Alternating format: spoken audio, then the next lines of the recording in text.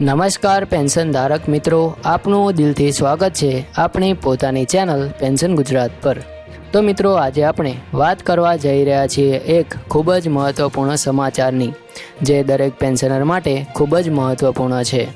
તો મિત્રો, 1 ઓક્ટોબરથી એનપીએસ અને અટલ પેન્શન યોજનાના ખાતેદારો માટે નવા નિયમો અમલ કરવામાં આવશે। તો મિત્રો, આ તમામ માહિતી આપણે આ વિડીયોમાં મેળવી લઈશું, પરંતુ એ પહેલાં જો તમે અમારી ચેનલ પર નવા હોય તો આ ચેનલને જરૂરથી સબસ્ક્રાઈબ કરી લેજો, કારણ કે આ ચેનલ પર અમે દરરોજ પેન્શનર અને સરકારી કર્મચારીઓને લગતી મહત્ત્વપૂર્ણ માહિતી લાવતા રહીએ છીએ। તો મિત્રો, વધારે વાર ન કરતાં આપણે માહિતી તરફ જઈએ। તો દોસ્તો, એનપીએસ ખાતા ધરાવતા લોકોને હવે વાર્ષિક મેન્ટેનન્સ ફી તરીકે ₹100 ચૂકવવા પડશે। જો ખાતાનું બેલેન્સ શૂન્ય છે અથવા ખાતામાં કોઈ પણ વ્યવહાર કરવામાં આવતો નથી તો કોઈ પણ ફી વસૂલવામાં આવશે નહીં।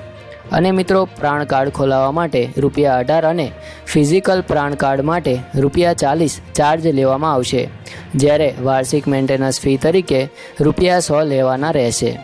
મિત્રો, અટલ પેન્શન યોજના ખાતા માટે પ્રાન ઓપનિંગ ₹15 અને વાર્ષિક મેન્ટેનન્સ ફી ₹15 લેવામાં આવશે। અહીં પણ કોઈ નાણાકીય વ્યવહાર કરવાથી ચાર્જ લાગશે નહીં, એટલે કે ફક્ત ખાતા જાળવણી માટે ચાર્જ લાગશે, વ્યવહાર માટે કોઈ પણ ચાર્જ લાગશે નહીં।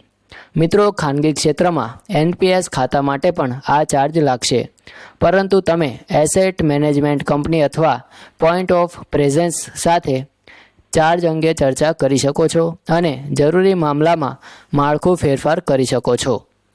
સરકારી ક્ષેત્રમાં યુનિફાઈડ પેન્શન સ્કીમમાં ફી માત્ર રકમ જમા થવાના તબક્કામાં લાગશે, પે આઉટ પર અલગથી કોઈ પણ ચાર્જ લાગશે નહીં।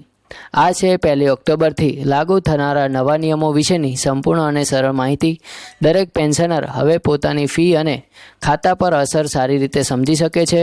જો આ માહિતી તમને ઉપયોગી લાગી હોય તો વિડીયોને લાઇક કરો અને આવું જ અપડેટ જોવા માટે ચેનલ પેન્શન ગુજરાતને સબસ્ક્રાઈબ જરૂરથી કરજો।